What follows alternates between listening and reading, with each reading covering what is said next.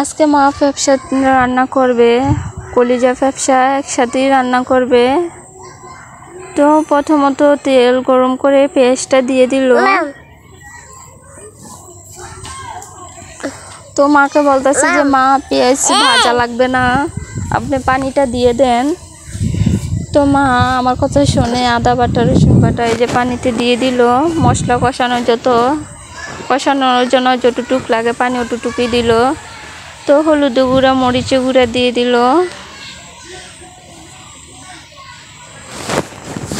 তো ঝালটা একটু বেশি খাই, তার জন্য একটু মরিচ গুঁড়াটা বেশি দিল। স্বাদ মতো লবণ দিয়ে দিল। তো ভালোভাবে এখন মশলাটা কষিয়ে নিবে। আসসালামু আলাইকুম আপুরা ভাইয়ারা, কেমন আছেন?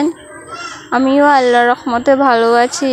প্রতিদিনের মতো আজকেও চলে আসলাম শাশুড়ি বৌমার ব্লগ নিয়ে। তো মা গরম মশলা দিয়ে দিল, এটা ডিপ করা ছিল।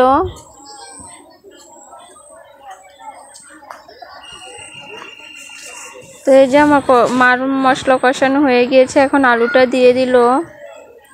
আলুটা ভালোভাবে কষিয়ে নিবে, যেহেতু কলজা আর ফ্যাপসা আগে থেকেই হাফ সিদ্ধ করে নিয়েছে। তো এই যে আলু আর ফ্যাপসা একসাথেই দিয়ে দিল, যেহেতু পরিমাণে কম। তো এটা ভালোভাবে কষিয়ে নিবে মা। তো মাকে বলতেছিলাম যে মা আপনি এদিকে রান্নাটা করে ফেলেন, আমি ওদিকে ঘর মুছে ফেলি, অনেকদিন যাবৎ ঘর মুছি নাই। তো মা এই যে ভালোভাবে কষিয়ে ঢাকনা দিয়ে এখন কিছুক্ষণ পর উঠিয়ে নিল। তো যত বেশি কষাবেন ততই ভালো লাগবে খেতে। তো লাকড়ি চুলার রান্না তো আপনারা জানেনই, লাকড়ি চুলার রান্না খুবই স্বাদ। তো এই যে ভালোভাবে কষিয়ে এখন পরিমাণ মতো ঝোল দিয়ে দিল।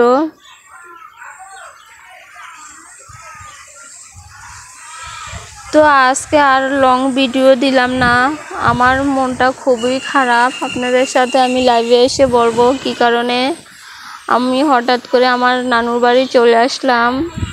সিফাত নিয়ে আসলো সকালবেলা। তো আর কিছু বলতে পারছি না, কি বলবো, বলার কোনো ভাষা নেই আমার মুখে। তো এই যে ব্লক এসে গিয়েছে ব্যবসা তরকারি। তো আপনারা বলবেন যে এত বিপদের ভিতরে ভিডিও ছাড়ে কি করব?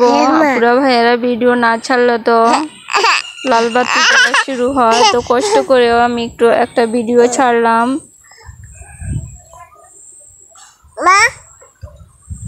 তো এই যে আমাদের রান্না হয়ে গিয়েছে। যদি এই ভিডিওটি ভালো লাগে লাইক কমেন্ট শেয়ার করবেন, আর অবশ্যই নতুন যারা দেখছেন সাবস্ক্রাইব করে পাশে থাকবেন। আর পুরাতন আপু ভাইয়াদেরকে অসংখ্য ধন্যবাদ। তো আজকে এই যে আমাদের রান্না হয়ে গিয়েছে। তো কালারটা সেই সুন্দর হয়েছে, খেতেও বেশ মজা লেগেছে। তো আজকের ভিডিও এই পর্যন্তই। আল্লাহ হাফেজ। আমি আবার